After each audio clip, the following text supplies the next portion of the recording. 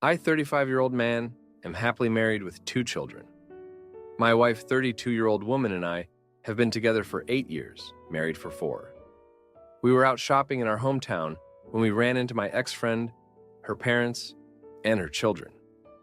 She moved out of state over 10 years ago, and I haven't seen her since, nor have we had any contact other than Facebook happy birthday wishes. She is married with 2 kids of her own. Anyway, on to the situation. My father-in-law and her father are friendly with each other. Both retired military and occasionally have breakfast together with their other retired friends. When we ran into each other, my ex-friend's dad congratulated my wife and me. We figured my father-in-law told him we're expecting our 3rd child. I saw my ex-friend look at my wife's belly and then acted distant for the rest of the exchange, whereas she was friendly starting off. We trade pleasantries and say goodbye. My wife and I continue about our shopping. By the time we're done, I check my phone and see I have a Facebook message from my ex-friend. XF. It was good to see you again. Me. You too. The family looks good. XF. Yours too. Would you want to grab coffee and catch up? I'm in town for a couple more days. Me. We're actually pretty busy, otherwise I would be down, I'm sorry. XF. I understand. Adulting. Can I ask you a question? Me. Sure, what's up? XF. Was I just not your type? Me. What do you mean? XF. I'm asking what did I do wrong? Me. Didn't respond as this was out of nowhere. XF. I pursued you for years. We were inseparable for years and you never gave us a real chance. I loved you. Our families loved us. Our friends loved us together. You just never committed all the way to us. You wouldn't even have intimacy with me, and I need to know why. Was I not good enough? Could you not see yourself married to me and having a family together? I didn't respond, and I showed the messages to my wife. She knows of this girl and my reasoning for her and I growing apart, mostly because we see her family everywhere. And she asked, my wife told me to be honest with her, but I'm not sure if that's right. It feels mean. I'm going to give my point of view on our friendship, and I'm hoping I can get some advice on where to go from here. Basically, she and I met through friends in high school. I was very interested, but she was dating someone at the time. She ended up asking me out a month or so later, and we went on dates and kissed a few times, though we never had the conversation on being official, hence me calling her friend and not girlfriend. One night while riding in the car, her, who I thought was ex-boyfriend, called her and asked when she'd be over. She didn't have it on speaker, but I could still hear the conversation. She told him, I can't talk right now, and he asked who she's with. She didn't tell him. He later figured it out and messaged me on Facebook, asking if I knew they were still together. I apologized and said I didn't and would cut things off. I called her and she started crying, saying she didn't have the courage to tell me they were still together, but she liked me so much and was going to break up with him. I cut her off anyway. Fast forward a few more months, and she reaches out and we go through the same motions. Her wanting to be with me, but always having another guy messaging her that I would catch out of the corner of my eye. This lasted, embarrassingly, years. Throughout college and our early 20s, it was always the same. She'd reach out, we'd reconnect, and things begin getting serious again. I'd check her social media and see she just broke up with someone. We even went on vacation to the mountains together for a weekend, and the same thing. She had literally just been there a month ago with her ex. The trip with me was her idea. The worst part is both our families really did love us together. My parents were never rude to my girlfriends, but would ask me how XF is doing these days, or snide remarks about how her parents miss me. Hell, even my now father-in-law at one point mentioned that my ex's dad brought up how he really thought I'd be his son-in-law one day. I confided in my friends years ago that I'm always just a rebound or backup plan, and that's why I could never commit or get more physical with her. They told me to just sleep with her when she comes calling and don't pursue anything more. The problem was I wanted more, but felt used. Anyways, every time we would plan things out where intimacy was more than likely on the table, I'd see a guy message her or I'd see a post on social media, and it just ended the life of my enthusiasm. When I say that, I mean literally. It crushed my confidence every single time. One of my best friends told me I didn't have to pay attention to all that and could have just had my fun with her. Didn't mean I had to chase a relationship with her knowing I was always a rebound. That felt shitty to me. I had other girlfriends here and there, but I wanted this girl. We just clicked, you know? But it's like some sort of goddamn mystical being was showing me a sign. Every single time things were going to progress our relationship. I just didn't want her to be getting over someone else or having someone on the back burner when we'd reconnect. Maybe that's my own insecurity, but I know how I felt, and it didn't feel good. So I slowly distanced myself. After a short amount of time passed, I met my wife. She met her husband, and our lives moved on with little to no contact until the other day.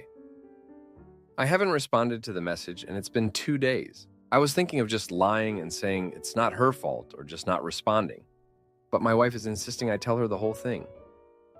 I know this is a word wall, but I'm honestly conflicted. I told my wife I was going to ask others for their opinion, and I'm considering the internet as my others. Now, for a few comments before the update. Comment 1, am I not your type? Sadly, my type is emotionally available. In all seriousness, OP, this girl sounds like a headache. She's just upset that you're no longer pining over her. You did the right thing for yourself in the end, and that's the most important part. I think that if you decide to tell her the truth, be direct. You don't have to be cruel, but don't leave her any room to even pretend that there could be a chance. Don't sugarcoat, don't apologize. You could also ignore her, and that will still send her the same message. Lying is the one thing I would not suggest, as that could easily give her room to keep trying. Comment 2, OP. She is doing exactly the same thing she always did with you. I would bet all the money in my wallet if you were able to look into her life, her marriage is crumbling, or her husband isn't paying enough attention to her. You were the great white whale that got away, and she is trying to test the waters to see if you're down to do the same old song and dance. Now, even more of a challenge since you have a happy family and marriage. Don't engage with her. This sounds exactly like the same cycle you described from your young adulthood. Now, for the update. Thanks for sticking around for the latest chapter in this ongoing saga. So, the message from my ex-friend was still sitting there, unanswered. My wife kept nudging me to just tell her the truth, but man, it felt like opening a can of worms that should have stayed buried. I was torn between being brutally honest or just ghosting her, which felt equally wrong. In the meantime, life didn't stop. Work was crazy, the kids were a handful, and my wife's pregnancy was starting to take a toll on her. We were juggling doctor's appointments, trying to get the house ready for another baby, and dealing with the everyday chaos of family life. Then, out of the blue, my ex-friend's dad and my father-in-law had a falling out. Apparently, during one of their breakfast meetups, words were exchanged about how I was handling the situation with his daughter. My father-in-law, bless him, defended me, saying it was a private matter and that his daughter should move on. This led to a heated argument, and they haven't spoken since. This whole mess was now affecting our families, and I felt responsible. I couldn't ignore it any longer. I had to do something. So, I sat down and wrote a message. I told her that it wasn't about her not being good enough or anything like that. I explained how I always felt like a backup plan, and that it wasn't fair to either of us to start something on those terms. I wished her well and hoped she could find closure. I hit send, feeling a mix of relief and dread. I didn't know how she'd take it, but I hoped it would be the end of it. The next day, she replied. She apologized for putting me in that position and admitted she had a pattern of overlapping relationships. She thanked me for my honesty and said it gave her a lot to think about. She promised to respect my space and wished my family the best. And just like that, the storm seemed to pass. My wife was proud of me for handling it maturely, and we could finally focus on what was important, our growing family. A few weeks later, we had a small gender reveal party. It was a girl, and the joy on my wife's face was everything. Our families came together, and even though my father-in-law and my ex-friend's dad were still on the outs, there was a sense of peace. The risk of confronting the past had paid off. It was a tough lesson in honesty and boundaries, but it brought my wife and me closer. We were ready to move forward, leaving old ghosts behind. Thanks for reading about this roller coaster of a month. My best friend's wife cheats and gets pregnant with another man's baby while he's sick in the hospital. So I help him win full custody and watch her crumble under the weight of child support bills. I, a 35-year-old female, have been friends with Jake, a 37-year-old male, for over 20 years. There has never been anything romantic between us. At this point, he feels like a family member, nearly a brother. He is married to Shelley and has a 4-year-old daughter. He was quite sick recently and ended up in the hospital on and off for 3 months. Prior to him going into the hospital last time, he was on oxygen. He and his wife were not on the best terms. Shelley got angry at him for not watching their daughter. He said he was not physically able to. A fight ensued about Shelley's level of support for Jake. He then made a comment about hoping she would be more supportive to others and started to walk away from her. She went after him. He got out of the door, but she pushed him forcefully to a curb, and he hit his head off the side of a car on the way down. He drove himself to the hospital. He developed meningoencephalitis. As his condition worsened, his mother, brother, and I advocated for him. We thought he was not going to make it. We became concerned that Shelley did not have his best interests in mind because she was the sole beneficiary on his life insurance policy. And we discussed these concerns with Jake. Jake decided to give medical proxy to his brother. After a very harrowing hospitalization, Jake recovered. Throughout his hospitalization, his wife was very unsupportive, and we were all scared of her and what she may do. His brother and I helped him get home and adjust to life outside the hospital. His wife showed up and said, "I didn't have permission to be there," and was acting very threatening. At this point, his wife was living in her own place, a house which Jake was paying for. Well, it has been several months, and Jake is off oxygen and has recovered. He does not remember the details of his hospitalization very well or how unsupportive his wife was. He refers to the incident where she attacked him as the push. He rarely acknowledges how her actions worsened his medical condition and nearly ended the life of him. I feel he is minimizing her actions, and I would go as far as to say he is a homicide survivor. He is now considering moving back in with her. I have offered to explain the details of what happened when he was sick, but he said he doesn't feel like that is necessary. I am very worried about what will happen to my friend if he moves back in with her. I think it will wreck his mental health and she will abuse him again. I feel like there is nothing I can do to stop this horrible scenario from playing out. I asked him if his mom, brother, and I could have a meeting to answer any questions he had, because we never sat down to talk about what happened as a group. He said he would be open to it, but did not really think it would change anything. I feel like I am watching a train wreck in slow motion. He did start counseling, but has only been to 1 session, and I am worried that there will not be enough time for counseling to have an impact. Is there any approach I can take to stop my friend from going back into a very hurtful situation? Are there any recommended resources? Is there a way to issue a wake-up call? Especially since it will likely affect his daughter negatively as well. Now, for a few comments before the update. Comment 1.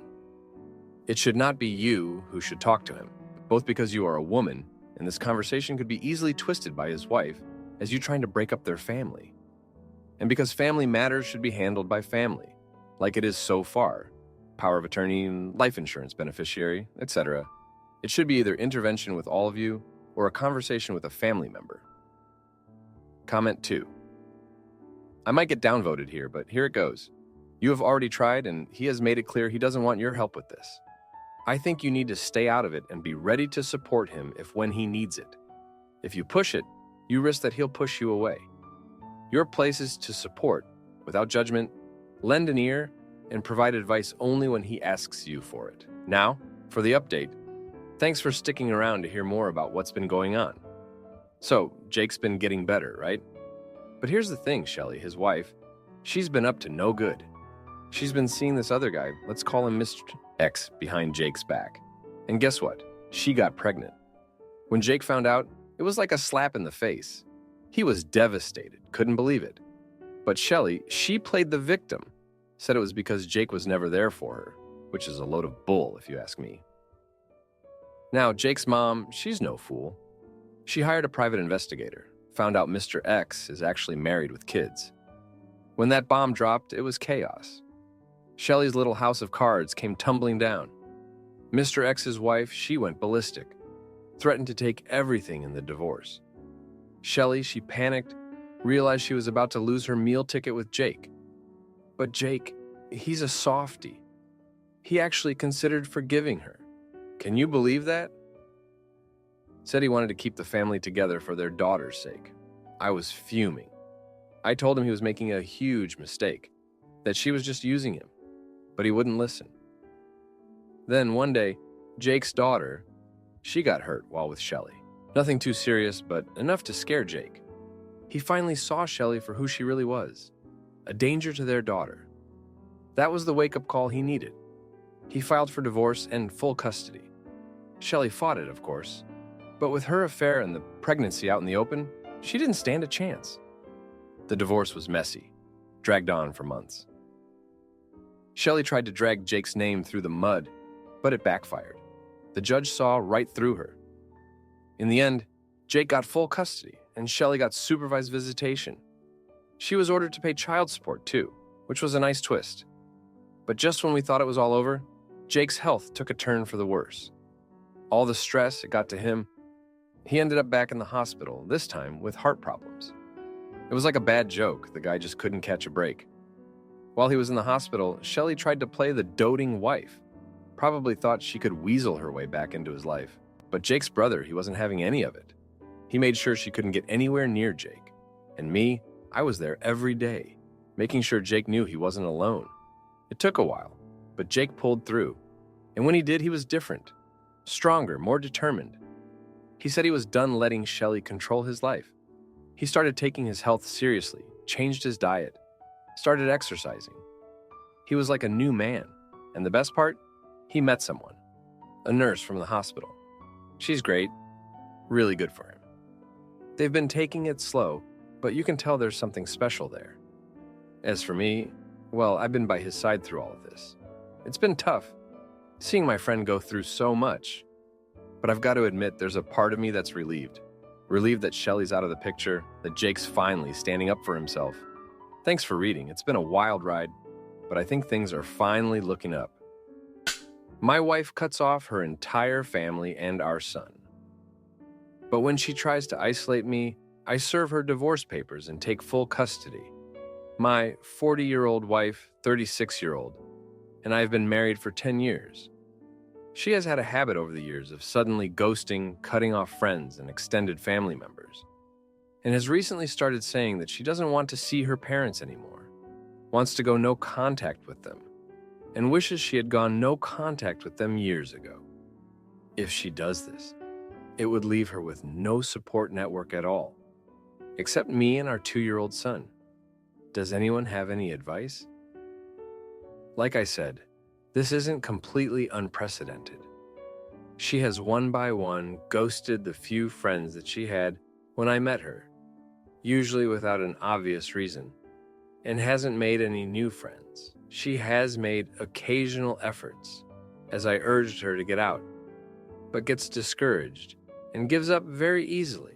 Her mother's been coming up for the last 18 months to give childcare for our son, and this is a significant commute for her. We have been very lucky to have someone willing and able, but especially over the last few weeks, my wife has been getting increasingly irate with her mom, and she has told me that she wants to go no contact and won't talk to her anymore once our son goes to nursery soon. She doesn't seem to have a specific reason for this. When pressed, she vaguely points to her childhood, which genuinely seems to have been a tough Asian mom experience, or various perceived slights. For example, my wife believes that her mom doesn't think she is a good mother because her mother occasionally buys our son clothes, which my wife perceives as a slight on her. To me, that's nothing outside general grandparent spoiling, and even then it seems on the low end of the scale. I actually feel sorry for my mother-in-law. To my eyes, she hasn't done anything recently to deserve this treatment. She is obviously currently walking on eggshells around my wife, and I don't think she knows that her daughter is planning to cut her out soon. I have told my wife that it would be unfair to our son, and she has grudgingly said that we can continue to see her parents, but she won't. This wasn't always the case. Even up to a few weeks ago, I'd see them laughing and joking together, and we went on holiday together with her parents last year. If anything, I'd have said her and her parents had a close, if occasionally difficult, relationship. Does anyone have any advice on how to handle this? I would just keep it calm and hope that whatever it is smooths over. But my wife can be very stubborn once she's made a decision and hasn't gone back on any of the previous ghostings. Also, if she really does cut out her parents, then she doesn't have any other support, except for me now. And of course, our son. I'm worried that she has really cut herself off. She is having therapy through work, but I don't know what they talk about. The last time I gently inquired, she reasonably said she wasn't comfortable discussing that with me. Now for a few comments before the update. Comment 1. I used to be like your wife. I cut off friends as soon as anything remotely negative happened, to the point I had 0 friends left. Some of them were justified, others were ridiculously petty. Once I cut my mother off, that horrible habit ended. The thing is, my relationship with my mother was so terrible that I literally couldn't handle any other relationship stresses. As soon as there was even a slight argument, my automatic reaction was, ugh, you're like her too? That's the last thing I need. The thing is, no one knew how bad it was. I think most people would describe my mom the same as your wife's.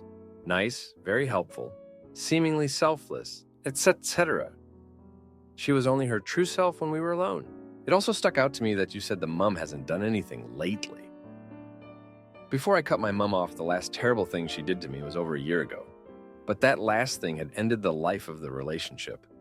It just took me a year to tell her it was dead. In the interim, I was suffering from so much anger and resentment. It was insane. I could be way off, but I have a feeling all of your wife's ghostings have been a symptom of her unresolved issues with her mum or both parents. You're seeing it as the mum being the latest casualty instead of what your wife has been working up the courage to do all along. Comment 2. Children don't cut their parents off for no reason. It is incredibly painful to do so. In fact, I would say the isolating behavior is a sign that she was emotionally neglected as a child. It really sounds like there is a lack of trust from both sides of your relationship since she won't talk to you and you seem to think she is acting without reason. I would start with giving your wife the benefit of the doubt here and try to open some communication with gentleness and understanding. Now, for the update. Thanks for sticking around for this update. So, the week started off rough. My wife's mom had come over to watch our son, and things just blew up. She had brought over some new toys for him, and my wife lost it. She accused her mom of undermining her parenting, saying she was spoiling our son and that she didn't need her help. It was a mess. Her mom left in tears, and my wife said that was it, she was done. I tried to talk to her about it, but she wouldn't budge. She said her mind was made up, and that was that. I couldn't understand it. Her mom was just trying to be nice, but my wife saw it as an attack. It's like she's looking for reasons to push people away. Then, a couple of days later, I found out she had been talking to her sister, the one she hadn't spoken to in years. They had a huge falling out over something that happened when they were teenagers. Her sister had apparently reached out to apologize, and my wife was considering meeting up with her. I thought this was good news, a step in the right direction. But I was wrong. They met up and it went badly. Her sister brought up the past, and my wife felt like she was being attacked all over again. She came home and said that was it. She was done with her sister for good this time. It was like watching a replay of what happened with her mom. I don't know what to do. It's like she's on a path of cutting everyone out, and I'm worried about what that means for us, for our son. She's isolating herself, and I don't know how to stop it. I suggested couples therapy, but she shot that down immediately. She said she's handling it in her own therapy, but I can't see any improvement. And then, the final straw. Her best friend from college, the last friend she had, called. She was getting married and wanted my wife to be her maid of honor. I thought this would be a turning point, but instead, my wife got off the phone and said she couldn't do it. She said her friend had always been competitive with her, and that she didn't want to be part of her show-off wedding. I'm at a loss. She's pushing everyone away, and I'm scared I'm next. But she's my wife, and I love her. I want to support her, but I don't know how when she won't let anyone in, not even me. I'm just hoping things will get better, but Right now, it's hard to see the light at the end of the tunnel. Thanks for reading. If you like this video, you'll probably like these too. Also, while you're here, please consider subscribing. It's your support that keeps this channel alive and allows me to make better and longer videos. Have a great day.